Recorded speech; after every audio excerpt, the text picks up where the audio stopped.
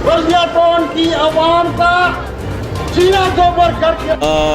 बिस्मिल्लाहिर्रहमानिर्रहीम। पहले तो मैं आप सब मीडिया का मशकूर हूँ कि आप आए और हमारे इस अहम इशू को जो बल्दिया टाउन का है, अवामी इशू, इसकी कवरेज कर रहे हैं। अच्छा, आप जिक्र कर रहे हैं कि बेहतरी आई है। जी, हम तो यहाँ कैंप में 5वां दिन है, घर जाना हुआ ही नहीं है, लेकिन वहाँ से हमें बाकायदा से एक ख़बर मिल रही है कि लोड शेडिंग की दौरानिए में कमी की गई है। जो गैर एलानिया लोड शेडिंग होती थी नहीं हो रही, लेकिन हम इस पर भरोसा नहीं कर सकते। ये जालिम जाबिर के इलेक्ट्रिक जैसा इदारा जो फिरौनियत के मुँह पर आया हुआ है, काफ़ी दफ़ा इनके साथ टेबल टॉक मुख्तलिफ जमात की हो चुकी है, मुख्तलिफ पार्टियाँ इनके साथ बैठ चुकी है, मुंतखब नुमाइंदे इनके पास जा चुके हैं, लेकिन वक्ती तौर पे हल निकाल लेते हैं। 1-2 दिन के बाद फिर वही पुराना रवैया इख्तियार कर लेते हैं।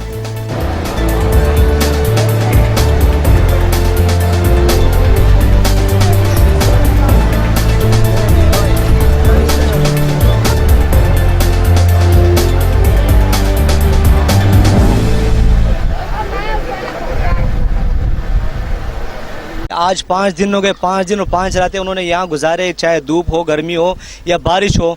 इनको मैं खराज तहसीन पेश करता हूँ कि वो बल्दिया का मुकदमा यहाँ पर लड़ रहे हैं।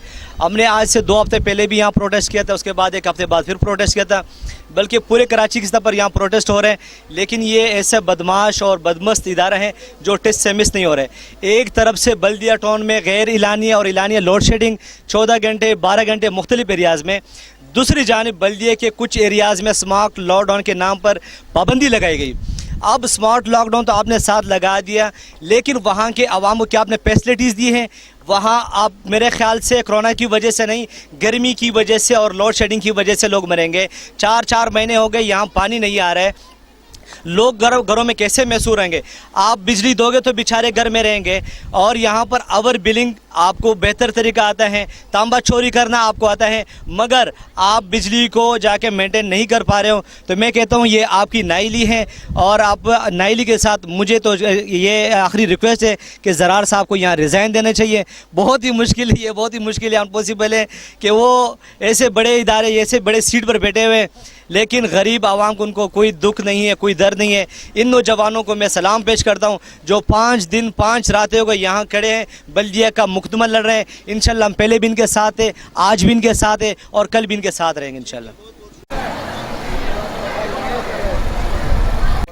मैंने बोला यार ये बकायद लिख रहे हो, इधर बिल भी 9,000 10,000 भेज रहे हो, मेरे को बता तो सही है पैसे मेरे किधर जा रहे हैं।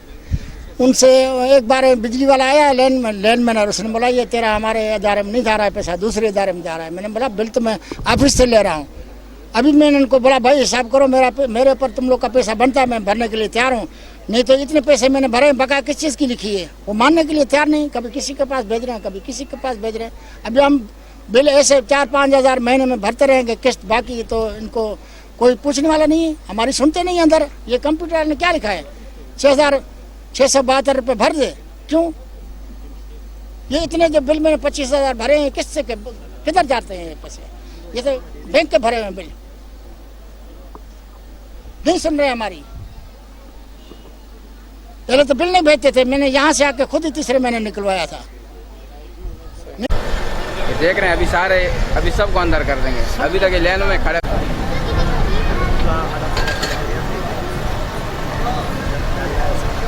मीटर में दूसरा यूनिट बताता है, और ये हमारे पास 5-5 हज़ार बिल आता है, 4-4 हज़ार आता है। मेरे को बिजली वालों ने कहा कि भाई दूसरा मीटर लगाओ, पैसे तुम पे कम आएगा, 1-1 हज़ार आएगा, 500-500 आएगा, मैं उसके बावजूद भी हमारे पे बिल ज़्यादा आता है। और मीटर जो लगाया उस पर पत्ते बारीक तार लगाए, उसके टूटने का खतरा है।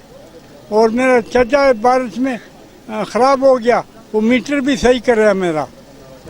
मीटर के तार जो कच्चे हैं, किसी को करंट नहीं लग जावे।